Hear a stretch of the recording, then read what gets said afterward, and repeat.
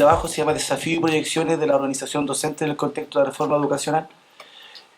Mencionar que ha sido un poco complicado poder articular esto con una coyuntura tan inmediata que es lo que estamos viviendo el día de hoy. Sin embargo, voy a tratar de hacer una revisión de la historia, ¿no es cierto?, de lo que es el colegio, profesor y la organización y los diferentes contextos a los que se han enfrentado, considerando lo que tenemos al día de hoy y los desafíos que tiene este movimiento que ya se inició. Antes quiero partir, ¿no es cierto?, con una afirmación que cada proceso de reforma que se ha llevado a cabo en nuestro país ha sido en estos últimos 40 años en un marco neoliberal. O sea, no nos debe sorprender que hoy día estemos iniciando una nueva reforma dentro de un mismo contexto.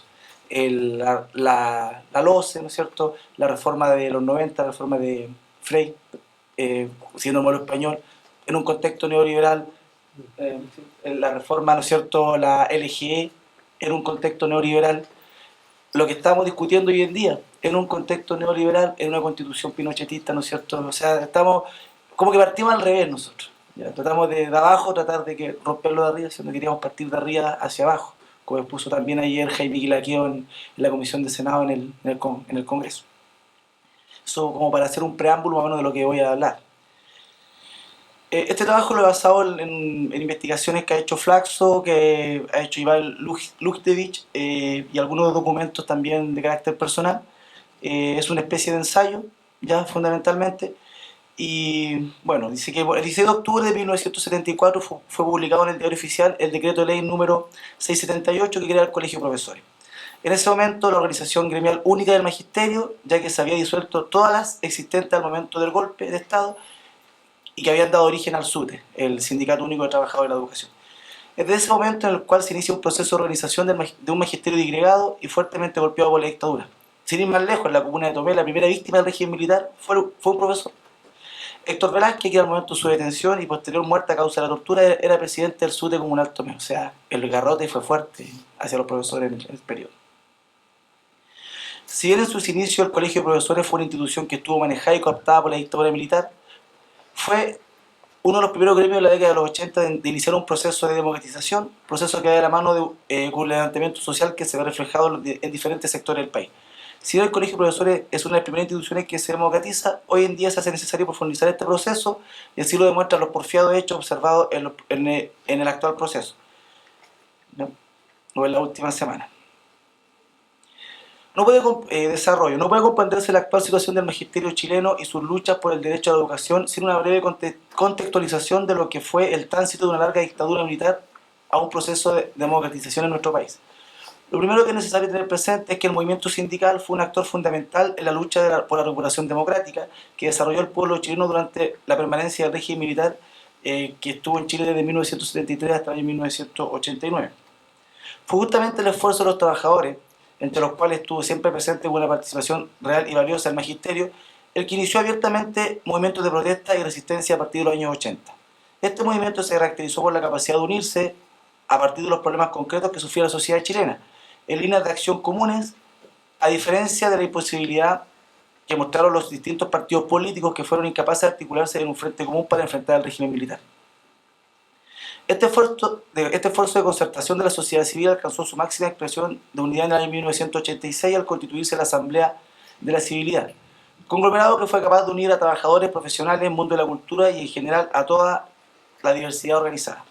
Se configuró así una demanda común que articuló aspiraciones de carácter político, como era la recuperación de la democracia, junto con propuestas de solución de problemas sectoriales, que podía lograrse solo a condición de que el país contara con una constitución democrática y con un proyecto de desarrollo distinto al impuesto por la dictadura militar. Sin embargo, la lucha unitaria del mundo social y sindical no logra estos objetivos, pues la salida que da curso a lo que se llama en Chile la transición a la democracia, a partir de los gobiernos de la concertación, se alcanza a través de un acuerdo político en el marco institucional fijado por la propia dictadura. Una nueva derrota, por así decirlo. La apuesta política que tuvieron los partidos que comenzaron a gobernar Chile desde 1990 se sustentó en el pensamiento de que serían capaces de profundizar la democracia y zafarse a la vez de las amarras institucionales que heredaban desde la dictadura militar, en el propio marco de la institucionalidad pinochetista. Esta lógica política afectó también a los sectores sindicales. El papel contradictorio y complejo que sufre el movimiento sindical chileno se aprecia ya en el primer gobierno de la concertación, como consecuencia de lo que se llamó el Acuerdo Marco. Compromiso de carácter social y político que involucró a tres actores: los trabajadores, la organización organizadora central unitaria de trabajadores, los empresarios agrupados en la Confederación de Producción y Comercio, CPC, y el gobierno. Ello significó, por una parte, que el movimiento sindical moderara sus demandas y limitara su rol movilizador que lo caracterizó durante todo el periodo de la dictadura. Cabe mencionar que el profesorado, cuando entra en el proceso, cuando se inicia la democracia, un profesor que en promedio hasta el 73 ganaba 1 millón de pesos, con el inicio de la democracia estaba ganando 260.000 pesos. ¿Ya? Y cuando se inicia todo este proceso de negociación, el profesorado se desprende de demandas, ¿no es cierto? ¿Por qué? Por cuidar el modelo, o sea, no nos olvidemos. Por otra, que reconociera y aceptara el modelo de desarrollo. O sea, estamos hablando de un acuerdo país en un contexto neoliberal desde ya. O sea, sin que se cuestione, sin que se haga ningún reparo. Lo que se expresaba en el documento de acuerdo marco, afirmando que el principal motor de la economía y fuente de desarrollo para el país se sostenía en la empresa privada. O sea, partimos mal desde un comienzo. Esta política de avanzar en la medida de lo posible incluyó al sector educacional. Se intentó satisfacer las aspiraciones sociales dentro del limitadísimo marco que permitía la institucionalidad heredada, buscando consenso entre los actores con pesos muy distintos en una sociedad aún no plenamente democratizada, cuya consecuencia fue que terminó imponiéndose la voz de los que tienen mayor poder, negando condiciones y procesos reales de participación. En este escenario se definió, por ejemplo, el estatuto docente, que hasta la fecha rige las condiciones laborales y salariales del magisterio, el que si bien significó un avance objetivo en relación a la situación que había vivido el profesorado chileno durante el régimen militar, opera dentro de la legalidad dictatorial heredada.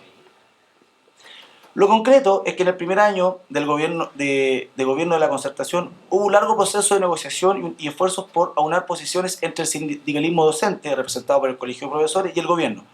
Los resultados de su acuerdo no satisfacieron a un sector importante del magisterio, pues el proyecto que se concuerda no solo articula una carrera docente profesional, sino también que se consigue un cuerpo legal que regula el trabajo conjunto de los docentes financiados por el Estado. De esta forma, se discrimina entre profesores y profesoras que laboran en el ámbito público municipal, al fijar para ello algunos beneficios de los que carecen aquellos que lo hacen en el sector particular subvencionado, para los cuales el estatuto solo estipula un salario mínimo, estableciendo que el resto de sus condiciones laborales sean reguladas por el Código del Trabajo y las leyes del mercado. Peor aún, incluso en este cuadro limitado de avances, el proyecto concordado no pudo concretarse plenamente en el proceso legislativo, porque el gobierno no contaba con una mayoría en un parlamento cuya conformación establece a través de un sistema electoral, el binominal, que sobre representa a la derecha. Pero la situación es todavía más contradictoria, de que el estatuto docente, definido por la autoridad de gobierno como el primer paso para avanzar en mejoras salariales y laborales, finalmente sufrió en los siguientes procesos de negociación salarial entre el Ministerio de Educación y el Colegio de Profesores modificaciones que significaron agregar nuevas causales de despido. Se generó en los hechos mayor inestabilidad laboral. Sin ir más lejos, ley 20.501 hoy en día presente, ¿no es cierto?, que permite a los directores mover el 5% del personal que trabaja en la escuela. O sea, cuando se habla que hoy día el profesor que trabaja en el sistema público es inamovible, esa es una falsedad de un porte un buque, porque la ley 20.501 establece claramente diferentes tipos de causales de despido para los docentes. Por ejemplo, 2 evaluaciones docentes básicas. Y ya hemos concordado, creo que entre todos acá, que la evaluación, como está presentada hoy en día, es pues una foto y no representa la realidad con la cual el docente se maneja, así también nuestros alumnos.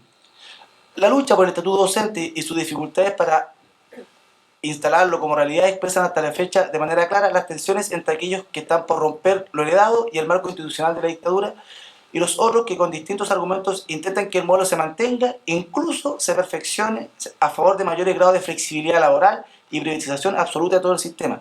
Educación pública, profesores titulares, profesores a contrata, profesores ley SEP, profesores decreto 170, y se me olvidan 2 categorías más de profesores. O sea, la flexibilidad laboral y la inestabilidad laboral está presente hoy en día en la educación pública también. O sea, hay que terminar con ese paradigma que nos dice que la educación pública, ¿no es cierto?, garantiza que tú entras a los 25 años en la institución y te jubilas a los 65 el hombre, ¿no es cierto?, sin posibilidad de movilidad. Eso ya no existe, la concertación. En el mismo escenario político en que se construyen los principales lineamientos de políticas educativas que hasta el día de hoy operan en nuestro país, a partir del trabajo realizado durante 1994 por la denominada Comisión Brunner, la que fue convocada con la finalidad de conformar una instancia de deliberación educativa que reuniera un amplio abanico de personalidades, entre las cuales estaban también presentes representantes del Colegio de Profesores y otros organismos sociales. Sin ir más lejos, Brunner, ya el otro día me tocó estar en la Comisión de Educación del Senado, aún está planteando los lineamientos de cómo viene la reforma actual. De hecho, pide 6 meses más para discusión del copago, fin al lucro y fin a la selección. O sea, es un intelectual presente en todos los procesos de reforma educativa neoliberal que se han llevado a cabo en nuestro país. Las recomendaciones de la Comisión Brunner siguieron las demarcaciones institucionales instaladas por la dictadura. Es decir, no se tocarán los cambios sustantivos en el rol del Estado en educación, que habían impulsado la descentralización y privatización del sistema, pasando de un Estado docente a un Estado subsidiario. El sistema educativo seguía, y sigue, entonces siendo regulado fundamentalmente por el mercado. Lo que había quedado consagrado tanto en la Constitución Política de 1980 como en la Ley Orgánica Constitucional de Enseñanza, LOCE, de 1990, ambas impuestas por Pinochet, siendo decretada la LOCE el día antes de que se entregara el cargo al electo presidente Elwin, primer presidente de los gobiernos de la Concertación, y así también, ¿no es cierto?, la LG. En tanto, hacia fines de la década del 90, en el marco del primer Congreso Nacional de Educación, 1997, convocado y organizado exclusivamente por el Colegio de Profesores, el magisterio chileno tuvo, después de casi 30 años, la posibilidad de analizar en sus diversos ámbitos el contexto educativo chileno, realizar un diagnóstico y construir propuestas de política educativa y de desarrollo de la profesión docente que apuntaron enfáticamente a la necesidad de un cambio estructural del sistema educacional como requisito indispensable para enfrentar los serios problemas de equidad y calidad de la educación chilena. En cambio, los principales esfuerzos de los gobiernos de la Concertación, y así también el de la Alianza, se han limitado al aumento del presupuesto de la educación y al desarrollo de diversas políticas para impulsar una reforma educativa con el fin de mejorar la calidad y equidad también en la educación. No se ha apuntado a transformar la esencia del problema en la medida que no hay cambio sustantivo del rol del Estado, manteniéndose la misma forma de financiamiento y desincentivándose una participación real del magisterio y del conjunto de la sociedad en estos procesos. En la práctica, lo que se impuso y se ha impuesto y se impondrá y se sigue imponiendo han sido políticas de acuerdo y consenso en el Parlamento y con los poderes fácticos. O sea, una clara señal es que hoy en día, por ejemplo, Patricia Mate ya interpela al ministro en vía en el informante, ¿no es cierto?, en forma pública. Patricia Mate tenga la opción de hablar 1 hora ante la Comisión de Educación del Senado y los profesores tengamos 5 minutos. O sea, claramente la presencia de los poderes fácticos ahí está, pero más que clara. Por consiguiente, las políticas educativas han estado tensionadas por dos lógicas que se contradicen. Uno, la mantención del modelo educativo neoliberal, que acentúa y profundiza la privatización de la educación, debilitando cada vez más la educación pública, y la intención de impulsar medidas en pro del mejoramiento de la calidad y equidad, resultando a la postre medidas parciales que no han logrado revertir los grandes problemas de calidad e inequidad del sistema, ni del deterioro de la profesión docente, y mucho menos asegurando por parte del Estado un sistema educativo que privilegie la educación pública como una responsabilidad central. Peor aún, las políticas de financiamiento han profundizado algunas de las tendencias más negativas de este modelo. Esta contradicción entre el discurso oficial de la reforma y de las reformas que han habido y la realidad de un sistema educativo que opera de acuerdo con las leyes del mercado provoca una constante tensión y conflicto, ya que en definitiva ninguna de las líneas políticas que los diferentes gobiernos han impulsado a través de los diferentes procesos de reforma hasta el momento obtiene los resultados esperados. Sin ir más lejos, la reforma educativa, ¿no es cierto?, que hablaba de la jornada escolar completa, un fracaso. Ya se planteaba, ¿no es cierto?, que los alumnos iban a estar desde las 8 hasta las 1 de la tarde en la escuela con la jornada lectiva tradicional, ¿no es cierto?, lenguaje, matemática, historia, ciencia, y que en la tarde se iba a presentar para hacer talleres, para fomentar el deporte, fomentar la cultura, fomentar el teatro, fomentar otras habilidades de nuestros alumnos, ¿no es cierto?, que como antes decía el Pancho, que se habla tanto de que queremos tener a todos los alumnos iguales. Sin embargo, ¿qué es lo que pasó con este proceso? CIMSE aparece, ¿no es cierto?, medición, aparecen los semáforos, y ¿en qué se basa la extensión de jornada? En aumentar las matemáticas, en aumentar el lenguaje, ¿no es cierto?, sin explotar, o mejor dicho, sin incentivar las habilidades que quiere cada alumno. Hoy en día se habla mucho de la inteligencia múltiple, ¿no es cierto?, pero la educación chilena, la educación pública, no está respondiendo a estas necesidades. ¿Ya? CIMSE, CIMSE, CIMSE. Hoy ya tenemos una nueva asignatura, CIMSE. ¿Ya? Si bien a partir de 1990 los gobiernos de la transición democrática inician esfuerzos por revertir la situación de la educación chilena, uno de los frentes de acción fue comenzar un progresivo aumento del gasto fiscal.